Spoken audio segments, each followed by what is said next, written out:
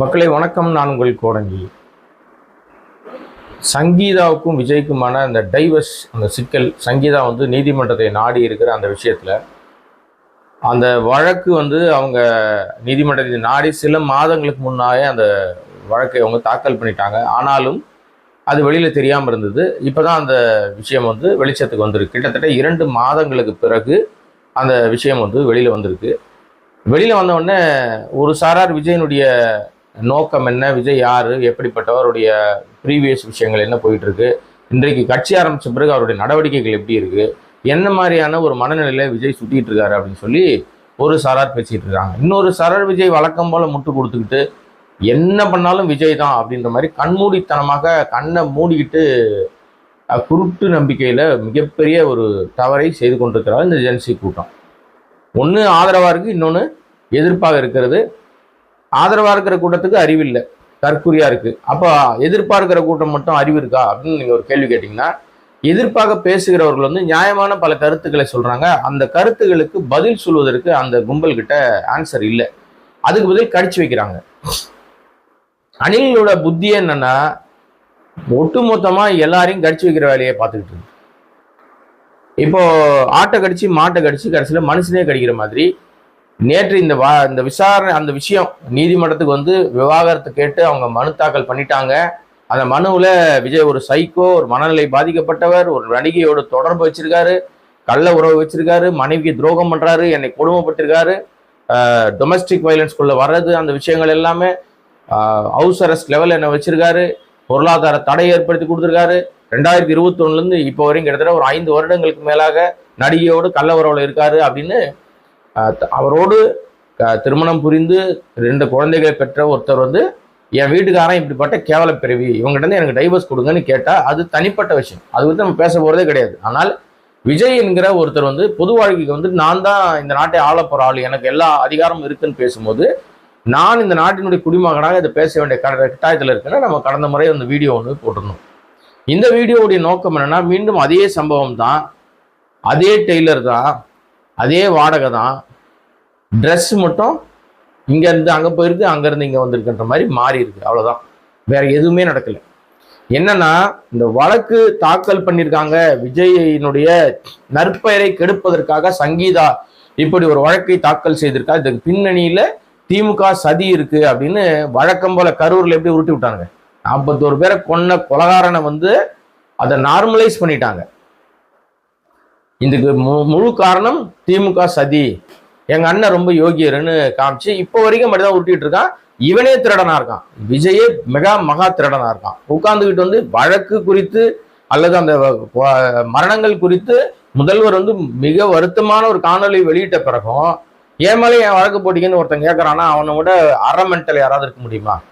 அப்போ இவனுக்கு மனசெலவுலையோ புத்தியும் மாறி போயிருக்கு, மனதளவில் பாதிக்கப்பட்டிருக்காரு அப்படின்றது தான் நம்ம சொல்ல வர விஷயம். நம்ம மட்டும் சொல்லலை, அவங்க மனைவியே சொல்லிட்டாங்க. அவருக்கு மனநிலை சரியில்லை, அவர் அறமெண்டலாக இருக்காரு, என்னை சைக்கோ மாதிரி என்னை கொடுமைப்படுத்துறாரு, நடிகை பின்னாடி சுற்றிட்டு திரிகிறாரு அப்படின்னு வெளிப்படையாக நீதிமன்றத்தை நாடினாங்க. இப்போ இந்த விஷயத்தில் ஒன்று அவர்கள் இந்த விஜய் அவர்களையே அசிங்கப்படுத்தணும், அவமானப்படுத்தணும், அந்த நற்பெயரை கெடுக்கணும், இவன் பெரிய அப்படி ஆணி புடுங்குற நற்பெயர் வச்சிருக்க மாதிரி இதை கெடுக்கணும் அப்படின்னு நினைச்சிருந்தா அவங்க இந்த விஷயத்தை நேரடியாக பத்திரிகையாளர்களை சந்திச்சிருப்பாங்க. ஒரு பிரஸ் மீட், சங்கீதா ஒரு பிரஸ் மீட் கூப்பிட்றாங்கன்னா ஒட்டுமொத்த இந்தியாவில் இருக்கிற எல்லா பத்திரிகையும் நின்றோம், சேனலும் நின்றுவாங்க, யூடியூப்பும் போய் நின்றுவாங்க. அப்படி நின்றுந்தா இன்னும் காரி துப்பியிருப்பாங்க. ஏன்னா ஆதாரங்களை கேட்டிருப்பாங்க, அவங்க கேள்வி கேட்க கேட்க அவங்க பதில்களை கொடுத்துருப்பாங்க. இப்போ விஜய் நொன்னாவுடைய மொத்த வண்டவாளமும் அந்த ஒரு பேட்டிலே தண்டவாளத்தில் ஏறிட்டு இருக்கும். ஏற்கனவே அப்படிப்பட்ட ஆள் தான், தான் ஒரு சைக்கோ என்பதை அவர் மட்டும் சொல்ல, அவர்கிட்ட வேலை பார்த்த எல்லாரும் சொல்லிட்டான். ஒருத்தன் சொல்றான், அவன் உதவியாளர் என் நெஞ்சிலே ஏறி மீச்சாரு, எட்டி வச்சாரு, குடும்பக்கார ஆள் இருந்தாலும் மூஞ்சில கனிவில்லை. நான் சொன்ன பாருங்க, 3 நிமிஷம் உத்து பார்த்தீங்கன்னாவே இதோட மூஞ்சி லட்சணம் தெரிஞ்சிடும். அவ்வளவு ஒரு கொடூரமான முகம் படைத்தவராக மாறி போயிட்டார். முதல்ல நடிகராக நல்லா இருந்திருக்கலாம், எனக்கு தெரியல, இப்போ மோசமாயிட்டாரு. அதனால இப்ப என்ன பிரச்சனைனா, இதுக்கு பின்னணியில நிஜமாவே திமுக சதி இருந்தா இப்படித்தானே சொல்லி கொடுத்துருப்பாங்க, இதை செய்யுங்க அதை செய்யுங்கன்னு சொல்லி கொடுத்துருக்கணும். ஆனா அவங்க நீதிமன்றத்தை எப்போ வழக்கு போட்டு அதுக்கு சம்பந்தமா வெளியே வரவில்லை. இப்ப திடீர்னு அது வெளியில நம்பராகி வெளியில வருது. அவருக்கு சம்மன், இத்தனாம் தேதி நீங்க நேரில் ஆஜராகணும்னு விஜய்க்கு சம்மன் கொடுத்துருக்காங்க. அவர் குடும்ப நல நீதிமன்றத்துக்கு போயே ஆகணும். அங்க போய் என்ன பண்ணுவாரு தெரியல. இப்போ பிரச்சனை என்னன்னா, சங்கீதா அப்படி வழக்கு தொடுத்துட்டாங்கன்னு சொன்ன உடனே நேத்து வரைக்கும் அண்ணின்னு சொன்னவனுங்கெல்லாம் இன்னைக்கு சங்கீதாவை இவன் பேசுனது இல்லாம ஆபாச அர்ச்சனை செய்ய ஆரம்பிச்சாங்க. கொடுமையான அர்ச்சனைலாம் நம்ம வாயில சொல்லவே முடியாத அளவுக்கு அவ்வளவு கேவலமான அர்ச்சனைகளை இந்த விர்ச்சுவல் வாரியர் கும்பலும் இந்த இந்த கள்ள உறவு பார்ட்டி விஜயினுடைய மேனேஜர் இவங்கிட்ட அல்ல கையா இருக்கிற எல்லாரும் காசு கொடுத்து ஒரு நரேட்டிவ் செட் பண்ணிட்டு இருக்காங்க. அந்த நரேட்டிவ்ல என்ன சொல்றானுங்கன்னா, ஒருத்தன் சொல்றான் இணைய கூலின்னு, ஒருத்தன் சுத்திட்டு தெரியும் ஒரு அரமெண்டல். அவன் அரமெண்டல் தான். ஏன்னா அவன் முட்டு கொடுக்குறதுல அவனை மிஞ்சறதுக்கு வேற யாரும் கிடையாது. காலையில ஒரு டிவியில ஒரு மாதிரி பேசுவான், மத்தியானம் வேற மாதிரி பேசுவான், யூடியூப்ல சாயங்காலம் வேற மாதிரி பேசுவான், அம்பலப்படுவான், அசிங்கப்படுவான். ஆனா அதை பத்தி அவன் கவலையே பட மாட்டான், தொடச்சி போட்டு போயிட்டே இருப்பான். இவன் சொல்றான் இதுக்கு சதிக்கு காரணம் யார் தெரியுமா? திமுக தான் சதி காரணம். அது திமுக யார் தெரியுமா? இன்னார் தான் சதி அப்படின்னு அங்க ஒரு பெண்மணியை குறிப்பிடுறான். அவங்க தான் சதின்னு. லூசு பையில, உனக்கு என்னடா தெரியும்? உனக்கு கொடுக்கறத வாங்கி தின்னுட்டு போக தெரியும், வேற என்ன தெரியும்? ஆம்பளையா என்னைக்காவது பேசியிருக்கியா? நீ என்னைக்காவது ஒரு நாள் உண்மையா பேசியிருக்கியா? என்னைக்காவது ஒரு நாள் உருப்படியா பேசியிருக்கியா? உன்னைய நீ இருக்கிற துறையிலேயே உன்னை கழுவி ஊத்துறானுங்க, எல்லாம் காரி துப்புறானுங்க. என்னைக்காவது ஒரு நாள் உன் மூஞ்ச கண்ணாடியில பார்த்திருக்கியா? நான்லாம் டெய்லி பார்க்குறேன். என் மூஞ்ச டெய்லி கண்ணாடியில பார்க்குறேன். எனக்கு என் முகம் எப்படி இருக்குன்னு தெரியும், நான் யாருன்னு எனக்கு தெரியும். ஆனா இந்த ஓலாமணி கும்பல் ஒன்று இருக்கு, ஒரு லூசு கும்பல் ஒன்று. காசு கொடுத்தா அப்படியே இவனுங்க பேச்செல்லாம் அவ்வளோ கேவலமான பேச்சா இருக்கும். காசு கொடுக்கணுன்றதுக்காகவே மிரட்டி உருட்டி பேசுவானுங்க. குழப்பே அப்படிதான், நாரடிக்கிறானுங்க, கழுவி ஊத்துறாங்க இண்டஸ்ட்ரிக்குள்ள. ஆனாலும் அதெல்லாம் தொடச்சி போட்டு இப்ப இதுல முட்டு கொடுத்துருக்கான் இந்த பெண்மணி. திமுக குடும்பத்தை சேர்ந்த இந்த பெண்மணி தான் சங்கீதாவை தூண்டி விட்டு இந்த வழக்கு போட்டு அப்ப கூட எவ்வளவு நார்மலைஸ் பண்றான் பாருங்க. இது என்ன ஊர்ல நடக்காத விஷயமா? அங்க நடக்காத விஷயமா? இங்க நடக்காத விஷயமா? மானம் கட்டவனே, நீ உன் குடும்பத்துல எப்படி இருக்குன்னு எனக்கு தெரியலடா பா சாமி. நான் அதெல்லாம் தனியா பேச மாட்டேன், ஏன்னா நான் அப்படிப்பட்ட குடும்பத்துல இருந்து நான் வரல. நீ எவ்வளவு நார்மலைஸ் பண்ணிட்டு இருக்க? நீ சோத்துல உப்பு போட்டு தின்றிய, வேற என்ன தின்ற? இவ்வளவு நேரம் நான் யாரை பத்தி பேசுறேன்னு உங்களுக்கு தெரியும். ஏன்னா அவன் பேரை சொல்வதற்கு கூட அவனுக்கு தகுதி இல்லை என்பதால் அவன் பேரை சொல்லல. அவ்வளவுதான் விஷயம். அதே மாதிரி அவனுக்கு இன்னொருத்த முட்டு கொடுப்பான், அவன் கூடவே உட்காந்துக்கிட்டு. அவனும் இதே மாதிரி விஜய்க்கு சொம்பு அடிக்கிறான் பாருங்க. அப்படி காதுல நமக்கு ரத்தம் வருதுங்க. அப்படி அடின்னு அடிக்கிறான். நீங்க சொம்பு அடிங்கடா, இதெல்லாம் நார்மலைஸ் பண்ணாதீங்க. கள்ள உறவை நார்மலைஸ் பண்ணாதீங்க. கொண்டாட்டி இருக்கும்போது அடுத்த வீட்டுல போய் எட்டி பார்க்கறத நார்மலைஸ் பண்ணாதீங்க.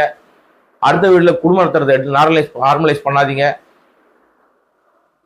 50 வயசு ஆகி போச்சு, அறக்கலவன் ஆயிட்ட, அப்புறம் என்ன உனக்கு என்ன கேடு காலம் தான் கேட்பாங்க. இவனுங்க அப்படிதான் பண்ணுவானுங்க போல இருக்கு. இவனுங்க செய்யறத இவன் யாருக்கு முட்டு கொடுக்குறான்னு அவனும் செஞ்சானவன, நம்ம செய்யறதும் அவரும் செய்யறாரு, அவர் செய்யறது நம்ம செய்யறோம், ரெண்டும் ஒண்ணுதான். நமக்கு என்ன, நம்ம என்ன பேசினாலும் அதுக்கு உண்டான கூலி வந்துடுது. இணைய கூலியா நம்ம தான் இருக்கும், டாப்ல இருக்கும் இணைய கூலி வாங்குறதுல. வாங்கிட்டு நம்ம இப்படியே முட்டு கொடுத்துட்டே திரிவோம் அப்படின்னு. நீ என்ன விதைக்கிறியோ உனக்கு வரும் ஒரு நாள், அன்னைக்கு தான் உனக்கு அந்த இது தெரியும். ஏன்னா இவனுக்கு தான் அந்த நடிகரை பத்தி அப்படி பேசினானுங்க, இந்த நடிகையை பத்தி அப்படி பேசினானுங்க, எல்லார பத்தியும் காரி கழுவி ஊத்திட்டு அவங்க திருப்பி ரிவெஞ்ச் அடிச்சவன சாஷ்டாங்கமா காலில் விடுவாங்க. காசு கொடுத்தா அவனுக்கு மாறிடுவானுங்க. அப்பேற்பட்ட கும்பல் அது. ஒருத்தன் இருக்கான், அவன் போற பக்கம்லாம் செருப்படி வாங்கிட்டு இருக்கான். இந்த நைட்ல தேவையில்லாம தூங்காம கொள்ளாம ஒரு கும்பல் பேசிக்கிட்டு இருக்கோம் ஸ்பேஸ்ன்ட்டு. அதுல எல்லா ஸ்பேஸ்லயும் உள்ள பூந்துருவான். இவன் போய் செருப்படி வாங்குவான். அவனும் இந்த கள்ள உறவை நார்மலைஸ் பண்றான். விஜய் செய்வது தப்பே இல்லைன்ற மாதிரி பேசிக்கிட்டு இருக்கான். எப்படிங்க முடியும்? இப்ப நீங்க யோசிச்சு பாருங்களேன். இப்ப எல்லாரும் உண்மையிலேயே நம்ம சங்கீதா அவர்களுக்கு ஒரு தம்பியோ ஒரு அண்ணனோ இருந்திருந்தால், அது நீங்களா இருந்திருந்தா, உங்க தங்கையினுடைய கணவர் அல்லது உங்க அக்காவுடைய கணவர் இப்படி பண்றாருன்னு சொன்னா என்ன பண்ணுவீங்க? நீங்க செருப்பத்தை அடிக்க மாட்டீங்க? அவனை செருப்பால் அடிப்பீங்களா அடிக்க மாட்டீங்களா? ஏன் அந்த உணர்வு உங்களுக்கு வர மாட்டேங்குது? சங்கீதா அவர்கள் நம்முடைய சகோதரி அப்படின்ற உணர்வு உங்களுக்கு வந்துச்சுன்னா அந்த பெண்மணி அசிங்கமா பேசுவீங்களா? ஆபாசமா பேசுவீங்களா? எவ்வளவு கேவலமா அந்த விஷயம் வந்ததுல இருந்து பயங்கரமா அடிக்கிறானுங்க, ரொம்ப ஆபாசமா பேசுறானுங்க. இதை தடுக்க வேண்டியது யாரு தெரியுமா? இந்த மட சாம்பிராணி, ஒன்னத்துக்கும் உதவாத தண்டம் ஒன்று இருக்குல்ல, மைக்கு பிடிச்சா மட்டும் கத்துமாரு, வேற யாரும் இல்லை, விஜய் தான், வேற யாரும் நான் சொல்லுவேன். அந்த மாதிரி இந்த தண்டம் என்ன சொல்லியிருக்கணும், இது என்னுடைய தனிப்பட்ட பிரச்சனை, வேற எதுக்கு தான் பேசுவேன், நீ எப்பதான் வாயை திறப்ப, அப்படி என்ன வாயில வச்சிருக்கிற? இப்ப கூட எல்லாரும் சொல்றாங்க அந்த வாயில என்னத்தையும் வச்சு எடுத்து கீழே போட்டாரு, அவர் போதை பொருட்களை பயன்படுத்துகிறாரு அப்படின்னு. நான் சொல்லலப்பா, நீ இணையம் முழுக்க ஓடிட்டு இருக்கு. இன்னொரு கேஸும் அவர் மேல போடுவது தயாராயிட்டாங்கன்றாங்க.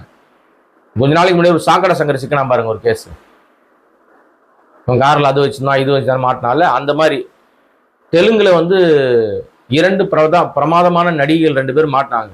நள்ளிரவுல 2 பேரை பிடிக்கிறாங்க. அவங்க வந்து உயர் வகை மது போதை பவுடரை பயன்படுத்துறாங்கன்னு அவங்க மாட்டுறாங்க. அவங்க கை காட்டின இடம் தமிழ்நாடு கோலிவுட்டை காட்டினாங்க. அதுல ஒரு சிலரை குறிப்பிட்டு காட்டினாங்க, இவங்கெல்லாம் உண்டுன்னு அவங்க கை காட்டிட்டாங்கன்னு தெரிஞ்ச உடனே புருஷனை கூட்டுன்னு ஒரு அம்மா ஃப்ளைட் ஏறி ஓடிச்சு, டெல்லிக்கு ஓடி போய் ஒரு கட்சியில சேர்ந்துருச்சு. இன்னொரு கட்சியிலேருந்து இருக்கும் நேரத்திலேயே இன்னொரு கட்சிக்கு தாவுகிற தைரியம் எனக்கு தான் இருக்குன்னு ஓடி போய் கட்சியில சேர்ந்து புருஷனை காப்பாத்துச்சு. அது யாருன்னு நீங்களே முடிவு பண்ணீங்க. அப்புறம் ஒருத்தர் நடுராத்திரில ஏஞ்சி போய் விருட்டுன்னு பொண்டாட்டியை கூட்டு போய் மறுநாள் போய் வேற கட்சியில சேர்ந்துட்டார், கட்சியே சேர்த்துட்டார். அவங்க பொண்ணும் நடிகை தான். இந்த 2 நடிகைகள் கை காட்டின இடம் இதெல்லாம். இந்த வழக்குக்கெல்லாம் பயந்துதான் அவங்க போய் கட்சி மாறினாங்கன்னு எல்லாருக்கும் தெரியும். அதே மாதிரியான வழக்கு, அந்த வழக்கினுடைய தொடர்ச்சி அப்படியே வேர் பரவி பனையூர் வரைக்கும் வந்திருக்கு, நீலாங்கரை வரைக்கும் வந்திருக்கு, 20 அடி கேட்டெல்லாம் தாண்டிடுச்சான். இப்ப அந்த அடிப்படையில தான் இவர் வந்து அந்த அவங்க கீ கொடுக்குறாங்க, இவர் வேலை பார்த்துட்டு இருக்காரு. எப்படி ஒருத்தர் நடுராத்திரில ஏஞ்சி போனாரு கட்சியில சேர்றதுக்கு, ஃப்ளைட் ஏறி ஒரு அம்மா அவசரமா ஓடி போச்சுல புருஷனை தூக்கூட்டுன்னு. அந்த மாதிரி விஜய் வந்து எங்கேயும் போவானா, நீ பனையூர்லயே படுத்துக்கட, நீலாங்கரையிலே படுத்துக்கட, எங்கேயும் வரவானா, வந்தா திமுகவை திட்டு, இதுதான் உனக்கு கொடுக்கப்பட்ட அஜெண்டா. இல்லைன்னா உனக்கு களி தான். இப்போ களி கூட போடுறதில்ல பொழுது, ஏதோ சிக்கன் கறி போடுறாங்களாம். எங்கன்றீங்களா? ஜெயிலில் தான், வேற எங்க உட்கார வச்சிருவாங்க. அதுவும் வெயிலில் பிணையில் வர முடியாத வழக்கை போட்டு உட்கார வச்சிருவாங்க. அதனாலதான் பயந்துக்கிட்டு நீ என்ன வேணா திட்டுங்கடா, நான் திமுக மட்டும்தான்டா திட்டுவேன், எனக்கு எங்க எஜமா சொல்லிட்டாரு, இந்த சொகுசு வாழ்க்கை விட்டு என்னால் நவர முடியாதுன்னு ஒரு பக்கம் சுத்தி திரிகிறாரு விஜய். இப்ப நிஜமாவே அவர் கரெக்டான ஆண்மகனா இருந்தா, உண்மையிலேயே நேர்மையான ஆளா இருந்தா, நல்லவனா இருந்தா, நான் என்ன பண்ணிருப்பான் தெரியுமா? தயவு செய்து எனக்கும் என் மனைவிக்கு, ஏன்னா வந்து ஜிவி பிரகாஷ் இப்படிதான் ஒரு அறிக்கை வெளியிட்டாரு, தனுஷ் ஐஸ்வர்யா பிரியும் போது ஒரு அறிக்கை வெளியிட்டாங்க, மாதிரி எங்க தனிப்பட்ட வாழ்க்கையை தயவுசெய்து யாரும் காயப்படுத்தாதீங்க, அவங்க வாழ்க்கைக்காக அவங்க இன்னொரு பாதையை நோக்கி பயணம் பண்றாங்க, நான் ஒரு பாதையை நோக்கி பயணம் பண்ண போறேன், நாங்க 2 பேரும் சேர்ந்த பயணம் பண்ண பாதை முடிவுக்கு வந்து விட்டது, 2 பேரும் அவர் வழியில விருப்பப்பட்டு பிரியிறோன்னு பிரிஞ்சுட்டாங்க. நீ அப்படிதானே பண்ணியிருக்கணும், நீ நல்லவனா இருந்தீனா, மியூச்சுவல் கன்சர்ன்ல அவங்க கேட்டா நீ அப்ப கொடுத்துருக்கணும் இல்ல, அப்ப நீ ஃப்ராடு தானே, அயோக்கியம் தானே, குடும்பத்து டபுளாக்கிற ஆள் தானே, நீ ரெட்டனாக்குக்காரன் தானே நீ. நான் யாரை சொல்றேன்னா விஜய் தான் சொல்றேன். நீ என்ன பண்ணிருக்கணும், உடனடியாக உங்களுக்குள்ள சுமூகமா பேசி அவங்க வழியை பார்த்தோம், நான் என் வழியை பார்த்துக்கிறேன், எல்லா சினிமாக்காரனுக்கும் இருக்கிற ஆசை தான் நடிகை பின்னாடி போறது வழக்கமான விஷயம்தான், நானும் அப்படியே பின்னாடி போய் ஏற்கனவே அங்கதான் இருக்கேன் அப்படியே போயிடுறேன் அப்படின்னு சொல்லி இருந்திருக்கணும்.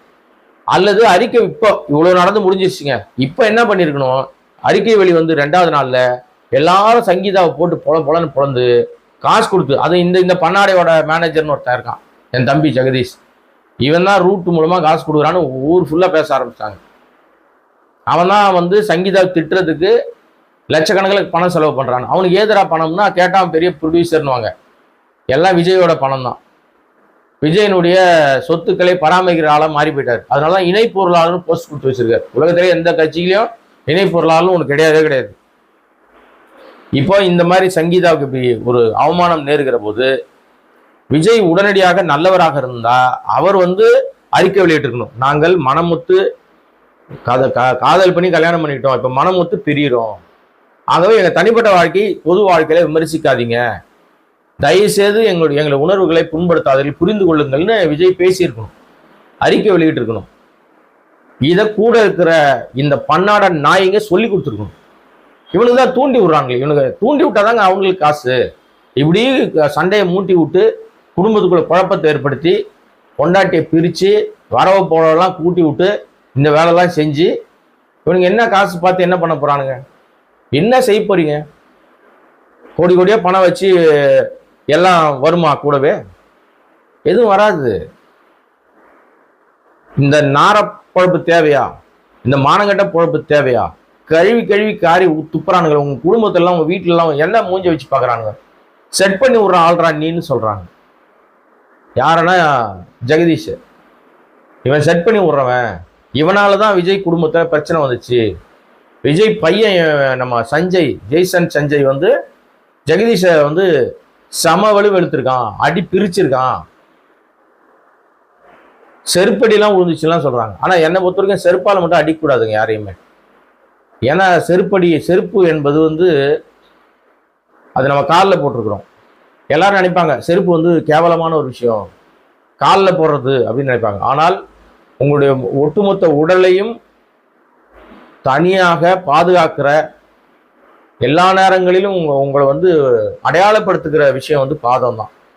அந்த கால்கள் கவனமாக பாதுகாக்கப்பட்டால் மனிதனுடைய ஆயுள் காலம் அதிகரிக்கும் அப்படின்னு ஒரு விஷயம் சொல்லப்படுது.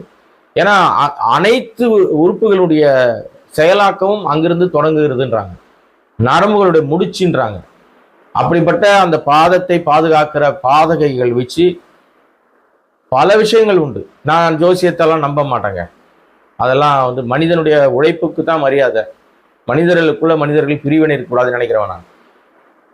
அப்படிப்பட்ட விஷயத்தை எடுத்து அரியணையை வைத்து ஆட்சி புரிந்ததாகலாம் வரலாறு இருக்கு, புராண கதைகள்ல சொல்றாங்க. அது உண்மையா பொய்யாலும் தெரியாது. செருப்பை மட்டும் வச்சு ஆட்சியெல்லாம் புரிஞ்சாங்கன்ட்டு. அப்படிப்பட்ட அந்த செருப்பை எடுத்து ஒருத்தர் அடிச்சா அவர்களுக்கு அவர்கள் மீது இருந்த அனைத்து விஷயங்களும் பாவங்களும் நிவர்த்தி செய்யப்படும். எவன் அடிச்சானா அவன் தான் பாதிக்கப்படுவான்னு சொல்லுவாங்க. அதனாலதான் யாரையும் செருப்பு எடுத்து அடிக்காதீங்கன்னு சொல்றது. இப்ப செருப்படிலாம் வாங்கியிருக்காங்கன்றாங்க ஜெகதீஷ். அப்ப அவன் பண்ண பாவம்லாம் சரியா போச்சு நினைக்கிறீங்களா? பண்ண பாவம்னா பண்ணிட்டோம், பாவம் பண்ணிட்டோம்னு நினைக்கணும். இவன் டெய்லி அதான் வேலை பார்க்கறானே, செட் பண்ணி விடுறதே வேலையை பார்த்தானே என்ன செய்ய முடியும்னு எல்லாரும் கேட்கறாங்க. இந்த அவமானம் தேவையா அவனுக்கு? 50 வயசு ஆளுக்கு இந்த இது தேவையா? இப்போ இது வரைக்கும் வாய் திறக்காம இருக்குது என்ன அவசியம்? ஒரு ட்வீட் கூட போடலங்க. ஒரு எக்ஸ் தளத்துல இது சங்கீதா குறித்து யாரும் வந்து எந்த கருத்தையும் பதிவிடாதீங்க, நாங்க விருப்பப்பட்டு அவங்களுடைய பாணியில அவங்க நீதிமன்றத்தை ஆடி இருக்காங்க, அவர்களை யாரும் கொச்சைப்படுத்தாதீங்கன்னு சொன்னா நீ ஆம்பளை. காசு கொடுத்து தூண்டி விட்டு அவன் கேவலமா பேசுறான்னா நீ யார்? நீ ராடு பைய தானே, 420 தானே, நீ ஏமாத்துக்காரன் தானே. அப்போ அவங்க சொன்ன அனைத்து சங்கீதா சொன்ன அனைத்து குற்றச்சாட்டுகளிலும் உனக்கு பங்கு இருக்குன்னு அர்த்தம். இது எப்படி சார்ட் அவுட் ஆகும்னு நினைக்கிறீங்கன்னா சார்ட் அவுட்டே ஆகாது. சங்கீதா நினைத்தால் உண்மையிலேயே அவங்க வந்து இவங்க கைகூலி அவங்க அதெல்லாம் வேறங்க. அவங்களே நேரடியாக களத்துல இறங்கி உங்க நொன்ன லட்சணம் தெரியுமா, இவன் யார் தெரியுமா, எப்படிப்பட்டவன் தெரியுமா, என்ன மாதிரியான மனநிலை கொண்டவன் தெரியுமா இவன் அப்படின்னு இன்னும் ஆவேசமாக வேறு ஒரு விஷயம் பேசிட்டாலோ அல்லது அறிக்கை வெளியிட்டாலோ விஜய் எந்த பொந்துல போய் ஒளிஞ்சிப்பாரு? ஏற்கனவே ஒரு பொந்துல ஒளிஞ்சிட்டு இருக்காருன்னு தான் சொல்றாங்க. அது ஒன்று நீங்க தப்பா நினைச்சீங்கன்னா நான் பொறுப்பு கிடையாதுங்க. கம்பெனி அப்படிப்பட்ட அசிங்கமான வார்த்தைகளை பேசாது. நான் சொன்னது அது வீட்டுக்குள்ளே இருக்காருல, வெளியே வரமாட்டாருல, எப்போவாவது ஒரு நாள் வெளில வராரு. அது கேட்டா நான் வீடியோ போடும்போது சொல்லுவார், நான் ஆபீஸ்ல இருப்பேன், நான் வீட்டுல இருப்பேன், ரெண்டு ஒண்ணு தானேயா, மேல ஆபீஸ் கீழே வீடு, கீழே வீடு மேல ஆபீஸ், அப்படித்தானே சொல்லிட்டு இருக்காங்க. பிம்பமா உருவாக்கிட்டாரு அவரு. தான் ஒரு பெரிய ஆளு, நான் தான் பெரிய ஆளுன்னு உருவாக்கி வச்சுக்கிட்டு இருக்காரு. அது அசிங்கப்படுவதற்கான நேரம் கூடி வந்துட்டு இருக்கு. அசிங்கப்படுவார் இந்த தேர்தலில் நிச்சயமாக. படுதோல்வி மட்டும் இல்லை, இதோட முடிஞ்சது சோழி அப்படின்ற மாதிரி விஷயம் வரும். ஏன்னா நிச்சயமாக சங்கீதாவுடைய கையில தான் விஜயோட அத்தனை ஜாதகம் வச்சிருக்காங்க. அவங்க வாய் திறந்தாங்கன்னா இவர் டோட்டல் டேமேஜ், ஏற்கனவே டேமேஜ் தான். ஃப்ராடு பைய தான், நீ துட்டு வாங்கிட்டு தான் ஏமாத்திட்டு இருக்கேன்னு எல்லாரும் சொல்லிட்டாங்க. இந்த முட்டு கொடுக்குற கும்பல் வந்து விடாம முட்டு கொடுக்குற இந்த மதன் கௌரின்னு ஒருத்தருக்காங்க. அவன் ஒரு ஏழ்றங்க, என்னமோ உலகத்தையே அவன் புரட்டி போட்ட மாதிரி, அவனை விட அறிவாளி யாரும் இல்லாத மாதிரி ஒரு அட்வைஸ் எல்லாம் பண்ணிட்டு திரிவாரு. உலக நாடுகளுக்கெல்லாம் பண்ணுவார். இந்த பாருங்க, இப்போ வந்து ஈரான் பிரச்சனை, துபாயில குண்டு போட்டிருக்காங்க, யூஎஸோட பிரச்சனை, இஸ்ரேல் பிரச்சனை, இதெல்லாம் இருக்குல்ல, இதெல்லாம் இவர் புட்டு வச்சுட்டு இருப்பார். இவர் ஏதோ அப்படியே போய் நேரம் பயங்கரமா பொலிட்டிக்கல் அனாலிசிஸ் மாதிரி அவர் பேசிட்டு திரிவார். இவன் வந்து காசு வாங்குறதுக்கு முன்னாடி ஒரு பேச்சு பேசியிருக்கான் டைவர்ஸ் மேட்டர்ல. இப்போ காசு கிரெடிட் ஆயிடுச்சு போல இருக்கு, பணம் வந்துருச்சு. பணம் வந்தவொடனே வேற ஒரு பேச்சு பேசுறான். ஆனா அவனையும் வந்து இணையம் முழுக்க கழிவு ஊத்துறாங்க, அந்த வீடியோ கட் பண்ணி போட்டு அசிங்கப்படுத்துறாங்க. ஆனா எதை பத்தியும் கவலை இல்லாம காசு வந்துருச்சுன்னா அடுத்து நான் பேசுறதை பார்க்க தான்டா செய்வீங்க. ஏன்னா வந்து மில்லியன் கணக்குல ஃபாலோயர் வச்சிருக்கிறதுனால அவன் என்ன குப்பையை போட்டா கூட என்ன குப்பை கிடக்குதுன்னு எட்டி உதைக்கிறவங்க கூட பார்வையாளரை வந்து எட்டி வச்சுட்டு போவோம். இவன் தேன் தடவி வந்து விஷம் கொடுத்துக்கிட்டு இருக்கான், மருந்து கொடுக்கல. மருந்து கொடுத்தாலும் அவன் குணமாயிருவீங்க நீங்க. அவன் தேன் தடவி விஷம் கொடுத்துக்கிட்டு இருக்கான். இப்படிப்பட்டவன் தான் இன்னைக்கு நடமாட முடியுது, நடமாடுவதற்கான சூழ்நிலை உருவாக்கி வச்சிருக்காங்க. ஆக இந்த விஷயத்துல விஜய் இனியும் மௌனம் சாதித்தால் கிடைக்கிற ஒரு 10-5 ஓட்டு கூட கிடைக்காம போயிடும். ஓப்பன் ஸ்டேட்மெண்ட், ஆமாங்க நானும் என் மனைவியும் பிரிந்து விட்டோம், அவங்க ரொம்ப வருஷமா தனியா தான் இருக்காங்க, காரணம் என்னன்னா இதுதான் காரணம் அப்படின்னு அவங்க சார்ஜ் வைக்கிறாங்க. நான் இனி வேற உருட்டிக்கலாம். என்ன நடக்கும் அப்படின்றது தெரியல. மீண்டும் வேறொரு சந்தர்ப்பத்தில் வேறொரு வீடியோவில் சந்திக்கிறேன். அதுவரை இந்த வீடியோவை சப்ஸ்கிரைப் பண்ணாமல் பார்த்துட்டு இருக்க அன்பு நண்பர்கள் சப்ஸ்கிரைப் பண்ணிங்கன்னா பல்வேறு விஷயங்கள் பேசுவதற்கு வாய்ப்பாக அமையும். நன்றி, வணக்கம்.